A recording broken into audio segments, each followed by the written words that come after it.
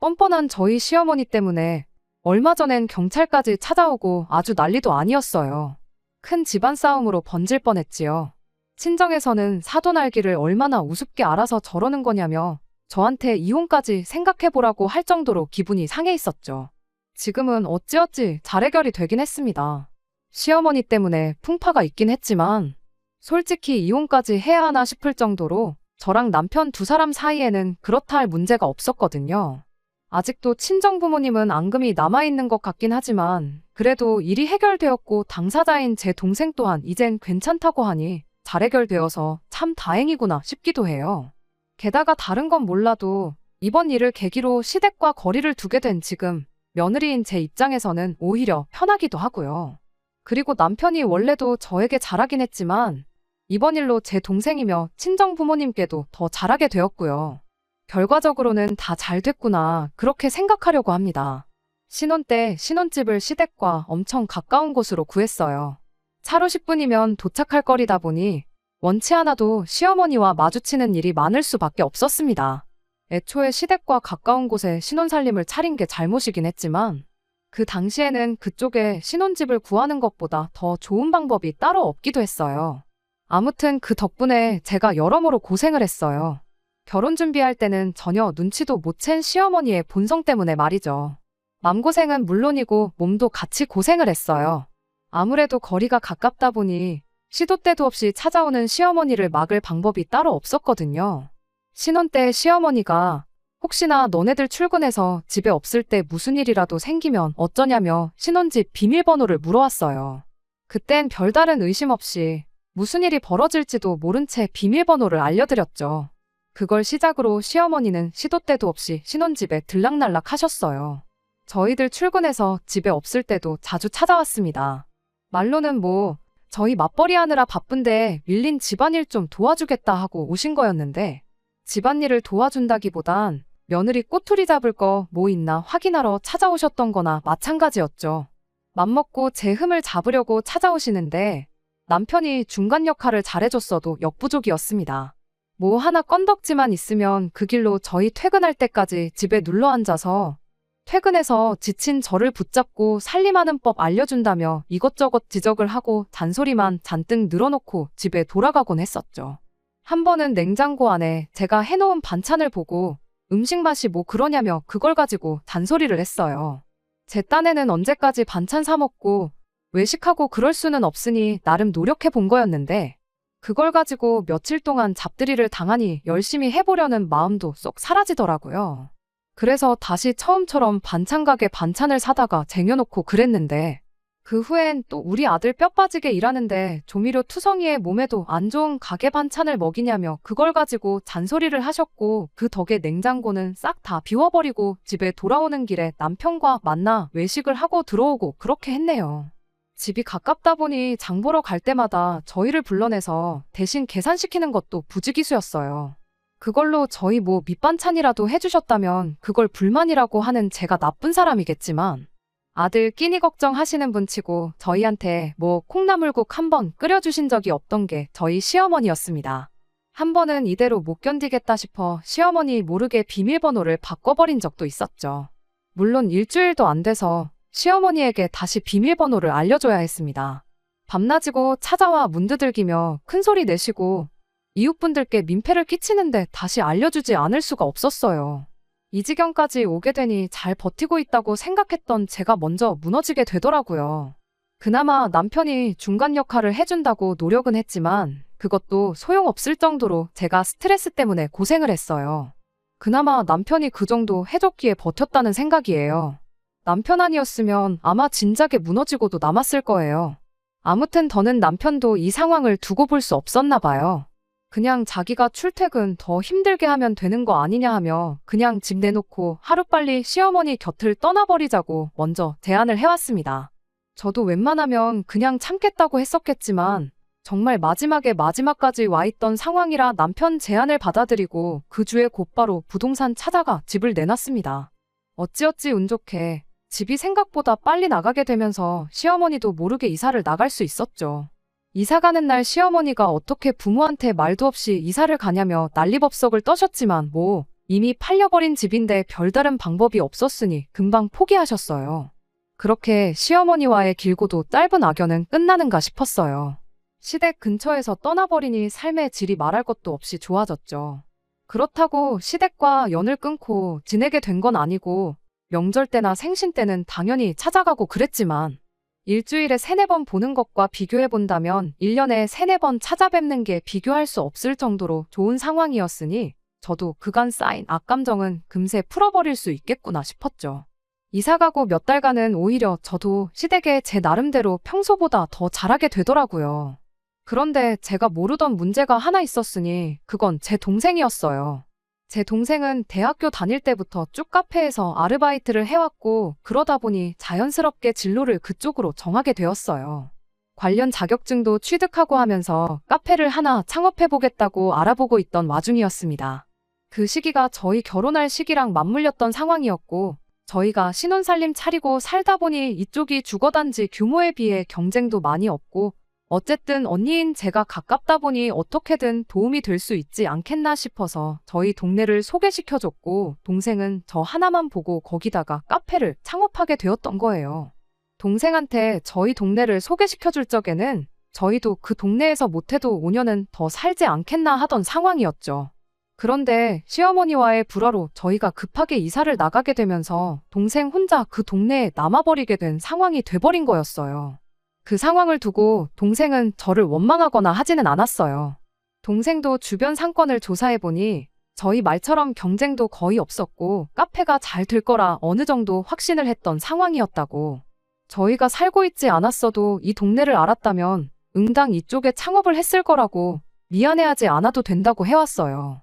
시어머니와의 문제야 고부간의 문제지 그게 동생인 자기랑은 아무 관계도 없는 거 아니겠냐고 말해왔고 저도 남편도 이 부분에 대해서는 설마 시어머니가 그렇게까지 하겠어 하고 생각을 했어요.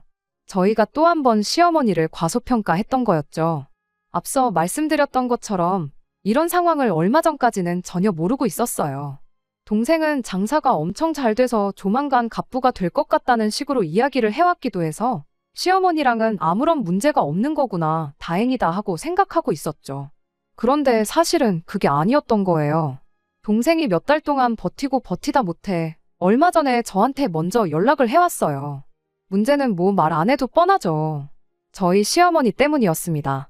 동생이 가게 오픈하고 얼마 지나지 않아서 시어머니가 가게에 찾아왔었답니다. 커피 한 잔을 주문했는데 당연한 듯 계산을 안 하고 자리로 가서 앉아버렸다 하더라고요. 동생은 그래도 오픈 초반이고 커피 한 잔인데 뭐 괜찮겠지 하는 마음으로 그냥 음료수를 내줬다고 하더라고요. 문제는 그날 이후로 시어머니가 매일같이 찾아와 당연한 듯 공짜로 커피 한 잔씩 가져갔다고 하는 거예요. 동생도 점점 이게 무슨 상황인가 싶고 기분이 나쁘긴 했지만 괜히 자기 때문에 안 그래도 안 좋은 저와 시어머니 관계가 더 나빠질 수도 있겠다 싶기도 하고 괜히 자기 때문에 시어머니가 저를 또 못 살게 굴지는 않을지 그런 걱정이 돼서 아무 말 않고 있었다 해요. 그렇게 며칠간 시어머니라는 자리를 이용한 갑질 무전취식이 계속되었는데 얼마 뒤엔 시어머니가 동네 지인분들을 여럿 이끌고 카페에 또 찾아왔다고 합니다. 유명한 곳에서 직접 떼와서 팔던 케이크들부터 해서 한 사람 앞에 음료수 하나씩 주문도 엄청 많이 했었다고 하더라고요. 동생은 그동안 자기가 시어머니한테 공짜로 드린 게 있으니 매상 좀 올려주려고 손님들 데리고 오셨구나 싶어서 좋았대요. 그런데 막상 계산할 때 되니 시어머니가 가족끼리 돈을 받을 거냐며 배째라는 식으로 나왔답니다. 그때 찍힌 것만 10만 원 가까이 나왔는데 시어머니가 제 동생한테 이번에 자기 체면 한번 살려주면 이 사람들이 다 나중에 손님으로 돌아오는 거 아니겠냐는 식으로 말을 꺼냈대요. 여기서 돈을 받으면 동네 사람들 앞에서 당신 망신사를 주는 거라고 나오는데 동생은 그때 또 제 생각해서 한 번만 더 참자고 생각을 했고 대신에 다음번부터는 더 이상 공짜는 없다. 계산을 꼭 하셔야 한다. 몇 번이고 강조를 했다고 합니다. 시어머니는 사돈 처녀가 언니랑은 다르게 융통성이 있고 경우가 바르다며 조아라 하셨고 동생 말에도 몇 번이고 알겠다고 동네 장사는 원래 이렇게 하는 거 아니겠냐며 벌써 단골이 10명이나 생긴 거나 마찬가지라고 너스레까지 떨었답니다. 여기까지만 들으면 아무런 문제가 없는 상황이었고 동생도 좋은 게 좋은 거라고 넘어가려고 했는데 진짜 문제는 그날 이후에 터져버리고 말았던 거예요. 시어머니가 중간에 무슨 말을 어떻게 해서 그렇게 된 건지는 모르겠지만 그날 시어머니가 데려온 동네분들까지 그날부터 매일같이 가게에 찾아와 당연한 듯이 공짜로 달라고 요구하기 시작했다는 겁니다. 동생은 그때 한 번만 해드렸던 거라 단호하게 공짜로 해달라는 동네 사람들 뻔뻔한 요구를 거절했는데 그 동네분들이 말이 다르지 않냐며 그 자리에 시어머니를 끌고 와서는 일을 더 크게 만들기 시작했다는 거예요. 시어머니는 동생한테 또 당신 체면 이야기를 하면서 이러면 자기가 중간에서 뭐가 되냐며 이 사람들이 앞으로 데려올 손님들을 생각해보라는 뻔뻔한 소리를 해왔고 동생도 이제 더 이상은 안 되겠다 싶어서 이제 공짜로 드리는 거 더는 못한다고 강하게 나갔다고 해요. 시어머니는 지인들과 입을 모아서 제 동생에게 동네 장사 어떻게 하는 건지 알려준다고 본때를 보여준다며 벼르고 돌아갔다고 합니다. 그리고 그날 이후로 고의적인 영업방해를 시작했다고 해요. 시간 될 때마다 5명이면 5명, 10명이면 10명 때를 찌어 우르르 가게로 쳐들어와서는 음료 한 잔 시켜놓고 가게 자리 차지하고 앉아서 오는 손님들 앉을 자리도 없게 만들지를 않나. 동네에 동생 가게 위생 상태가 어떻다 저떻다며 있지도 않은 헛소문을 내지를 않나. 아주 진상짓도 그런 진상짓이 없었답니다. 동생이 카페에서 일한 경력만 아르바이트 포함해서 10년이 넘는데 그 정도 진상들은 봤던 적이 없다고 할 정도였어요. 결국 동생이 버티다 못해 항복을 하게 되었고 그 이후로부터 시어머니를 위시한 그 동네 분들이 틈날 때마다 와서 돈 한 푼 안 내고 가는 상황인데 하루에도 몇 번씩 오는 그 사람들 때문에 이제 더는 못 버티겠다고 저한테 연락을 해왔던 거예요. 그 말을 들으니 아주 피가 거꾸로 솟더라고요. 저한테 시집살이 그렇게 시켰던 걸로 모자라 이제는 저를 볼모로 잡고 제 가족한테까지 피해를 끼치고 있으니 솔직히 제 시어머니고 제 남편의 어머니라지만 저게 사람인가 싶더라고요. 그래서 그 길로 회사에 사정 설명에 반차 써버리고 동생 카페로 갔어요. 어떻게 해야 할지 몰라 동생이 장부를 따로 만들어 놓긴 했는데 근 3달이라는 짧은 시간 동안 시어머니와 그 일행들이 공짜로 헤쳐먹은 게 무려 200만 원에 달했습니다. 그 장부 들고 곧바로 시댁으로 찾아가 다 뒤집어 엎어놓으려고 했는데 시댁까지 갈 필요도 없었어요. 시어머니가 또 공짜 커피 얻어마시겠다고 그 동네 분들이랑 가게로 찾아오더라고요. 시어머니는 제 얼굴을 보고 조금 당황한 표정을 지으셨다가 이내 제가 와 있는 걸 보고 상황 파악이 된 건지 나중에 오자며 같이 온 일행들 데리고 카페를 나가려고 하길래 제가 문 앞으로 뛰어가서 못 나가게 막고 갈 땐 가더라도 그동안 내 동생한테 떼먹은 돈은 계산하고 가시라고 했습니다. 솔직히 그땐 너무 열이 받아 있었던지라 시어머니고 뭐고 눈에 보이는 것도 없었어요. 시어머니는 대번에 며느리가 시어머니도 몰라보고 뭐 하는 짓이냐며 언성을 높였습니다. 가게 밖으로 억지로 나가려는 시어머니랑 못 나가게 막으려는 저, 이렇게 해서 결국 몸싸움까지 일어나게 되었고요. 동생 업장에 피해가 갈 수도 있다는 건 그땐 생각도 못했어요. 아무튼 그렇게 가게 앞에서 고성이 오가고 난리통이 돼버리니 동네 사람들 너도나도 할 것 없이 모여들더니 싸움 구경을 하기 시작하더라고요. 사람들이 모여들기 시작하니 그때서야 저도 아차 싶었어요. 괜히 저까지 나서서 동생 가게에 피해 끼치는 게 아닌가 싶었기 때문이었죠. 누가 신고했는지 경찰까지 오더라고요. 그래도 경찰분들이 상황 정리를 잘해주신 덕분에 더 이상 고성이 오가거나 하지는 않았습니다. 상황 설명을 하면서 저희 시어머니가 제 동생 가게에서 상습적으로 무전 취식을 해와서 그 돈을 받아내기 위해 제가 왔다는 사실을 말했어요. 경찰분들이 어떻게 좋게 중재를 하려고 하더라고요. 누가 봐도 명백히 시어머니와 그 일행분들 잘못이었다 보니 시어머니한테 아무리 가족이라도 돈을 안 내고 드시면 어떡하냐 계산을 하시라 한마디 해주더라고요. 그 와중에 여태껏 안 내고 먹은 돈이 200만 원이라는 소리를 듣고는 경찰분들도 헉하고 깜짝 놀라시더라고요. 아무튼 혼자 그렇게 드신 것도 아니고 여기 있는 분들이 다 돈 안 내고 드셨다 하니 조금씩 모으면 200만 원도 그렇게 큰 돈 아니겠냐. 장사하는 가게가 여기만 있는 것도 아니고 괜히 영업방해로 신고까지 당하면 일만 더 커진다. 그렇게 시어머니를 설득하기 시작했어요. 하지만 저희 시어머니 경찰분들 말에는 눈 하나 깜짝 않고 가족끼리 돈을 받는 게 말이나 되냐, 그리고 그깟 커피 몇 잔 마신 게 어떻게 200만 원이나 되고 그걸 어떻게 믿냐 고래고래 소리를 질러댔어요. 그러더니 이제 보니 시엠이 돈을 어떻게든지 친정에 빼돌리려고 제가 개수작을 부리고 있는 거라며 그렇게 가족들한테 돈 퍼주고 싶으면 네 돈으로 내줘라 하면서 그 책임을 저한테 떠넘기더라고요. 뻔뻔하게 나오는 시어머니 앞에 저도 결국 초강수를 둘 수밖에 없었습니다. 그러면 법대로 하면 되겠다고 시어머니를 고소하겠다고 했어요. 제가 법을 잘 아는 건 아니지만 언젠가 무전취식범은 고소가 가능하다는 뉴스를 봤던 것 같아서 꺼낸 말이었죠. 시어머니는 거기다 대고 친족 상도례라고 들어는 봤냐며 며느리인 제가 시어머니를 어떻게 고소할 거냐고 배째라 나오시더군요. 제가 어머님이 제 가게에서 무전취식한 것도 아니고 내 동생 가게에서 무전취식을 한 건데 왜 내가 고소를 한다고 생각하시느냐 한마디 했죠. 고소는 내 동생이 하면 되는 거 아니겠냐 하니 경찰분들이 좋게 좋게 넘어가자고 할 때도 목소리만 더 커지던 시어머니 목소리가 줄어들더라고요. 결국엔 법이 무섭긴 무서웠는지 시어머니가 꼬리를 내리기 시작했는데 마지막엔 또 동네 장사 이야기를 꺼내더군요. 동네 사람들 다 들으라는 식으로 아주 며느리가 시댁 알기를 우습게 알고 시어머니를 무시하는 꼴 좀 보라고 고래고래 소리를 치면서 제 동생 가게 이름을 외치더라고요. 돈에 미쳐서 시어른도 몰라보는 싸가지 없는 가게는 가지도 말고 팔아주지도 말라면서 당신 이름 석자를 걸고 제 동생 가게를 망하게 만들 거라는 소리를 서슴지 않고 하셨어요. 저도 뭐 1년 가까이 살긴 했지만 이사를 나갔으니 동네 사람하고는 거리가 멀었고 동생은 가게만 여기에 있다 뿐이지 또 한 동네 사람은 아니다 보니 동네 터줏대감인 시어머니와 그 일행들이 싸움 구경한다고 몰려있던 사람들한테 꺼낸 발언이 솔직히 무섭게 들리긴 했습니다. 그런데 저희 그런 예상과는 전혀 다른 일이 일어났어요. 싸움 구경을 하던 동네 주민분들이 시어머니한테 이게 뭐 하는 짓이냐며 빨리 떼먹은 돈이나 입금해주고 잘못했다 사과하라는 식으로 야유를 보내기 시작한 거였어요.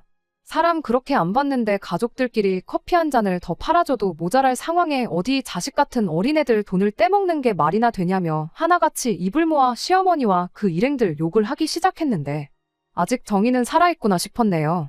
동네 사람들의 다 시어머니 아는 분들이 많으니 당연히 그쪽 편을 들 거라 생각했는데 예상외로 저희 편을 들어줬으니 말이에요. 결국 구경하던 사람들까지 저희 편을 들어주면서 시어머니는 어떻게 이 싸움을 더 유리하게 이끌어 나갈 상황이 보이질 않았는지 고소한다는 말에도 큰소리 치던 분이 결국 그동안 공짜로 뜯어먹은 돈을 그 자리에서 전부 계산하셨어요. 계산하면서도 시어머니 표정이 어디 한번 두고 보자는 억울한 표정을 하고 있었네요. 동생은 정신적인 소모가 너무 컸는지 한동안 가게를 못 열겠다며 친정에서 며칠 쉬다 온다고 들어갔고 결국 그것 때문에 친정에서도 이 상황을 다 알게 된 거예요. 남편한테 시어머니랑 한판 하고 온 이야기를 했는데 남편이 그 길로 친정으로 달려가서 대신 무릎 꿇고 죄송하다 사과하고 난리도 아니었네요. 동생 가게에 그 어떤 피해라도 생긴다면 자기가 다 책임지겠다고 하는데 친정 부모님은 자네가 한 것도 아닌데 왜 자네가 책임을 진다고 하냐며 시댁을 향한 불편한 감정을 숨기지 않으셨어요. 이때 정말 이혼 이야기까지 나오고 난리도 아니었는데 얼마 안 있어서 시아버지가 저희 친정까지 찾아왔습니다. 이거 싸움이 더 커지는 건가? 솔직히 엄청 걱정했는데 시아버지도 오셔서는 친정 부모님께 정말 패 끼쳐서 죄송하다고 사과를 해오셨어요. 그날 싸움 구경하던 사람들 중에 시아버지 아는 분도 몇 계셨나 봐요. 시아버지는 여태 이 상황을 모르고 계셨던 것이었고 심지어 저랑 남편이 계획보다 일찍 집을 팔아버리고 이사를 가게 된 상황 또한 시어머니 때문이었다는 걸 그날 처음 알게 되신 거죠. 그래서 저희 친정까지 찾아와서 진심 어린 사과를 하셨던 거고요. 시어머니처럼 막무가내로 나오면 어쩌나 싶었는데 집안일에 크게 관심이 없었을 뿐이지 아버님은 다행히도 염치가 뭔지 알고 계시는 분이셔서 다행이었네요. 덕분에 친정 부모님도 어느 정도 화가 풀리셨고 일이 잘 해결됐어요. 시아버지께서 만약에 이번 일로 가게에 피해가 가서 동네에서 장사를 못할 정도의 상황이 온다면 새로 가게 구하는 데 들어가는 비용 일체를 전부 대겠다. 그리고 시어머니며 그 지인들이며 절대 동생 가게 근처에 얼씬도 못하게 하겠다. 그런 약속을 하시고 시댁으로 돌아가셨습니다. 동생은 그래도 처음 창업한 가게고 인테리어 전반적인 것부터 자기 손이 안 들어간 게 없는데 더 장사를 해보고 싶다고 말했어요. 동생도 상황이 이렇게 돼버린 건 어쩔 수 없지만 어쨌든 떼인 돈도 다 받았고 문제될 게 없다고 저희 시어머니를 용서했고 말이죠. 지금 동생네 카페는 장사가 엄청 잘 돼요. 오히려 그때 그 싸움이 전화위복이 되었다고 해야 할까요? 동네 분들도 오셔서는 이 동네 사람들이 외지인 배척하고 그러는 사람들 절대 아니라고 하면서 대신 사과하러 오시는 분들도 있고, 그러면서 자연스럽게 동생이 만든 커피 좋아하는 단골들이 생겨나고, 그러면서 내년쯤에는 가게도 확장할 계획을 세우고 있다네요. 일이 잘 해결됐다고 해서 이미 엎어진 시어머니와의 관계는 다시 돌릴 수 없다고 생각합니다. 시아버지는 명절이고 뭐고 챙기지 말고 마음 풀릴 때까지 시댁 안 보고 살아도 된다. 저랑 남편 둘이 행복하게 잘 사는 게 중요한 게 아니겠냐며 저희 좋은 대로 살라고 하신 덕분에 시댁과는 아직도 거리를 두고 지내고 있기는 합니다. 언젠간 그때 그런 일이 있었지 하면서 웃으며 넘길 날이 올란지 싶긴 하지만, 일단 지금은 다른 생각 않고 시아버지 바램대로 저랑 남편이 행복하게 잘 살 방법 찾는 데부터 집중해 보려고요. 언제가 될지는 모르겠지만 지금 당장은 만족스러운 결혼 생활하고 잘 살고 있습니다. 끝까지 들어주셔서 감사합니다. 오늘의 사연은 여기까지입니다. 구독과 좋아요, 알람 설정 부탁드리고 더 좋은 사연으로 다시 찾아뵙겠습니다. 감사합니다.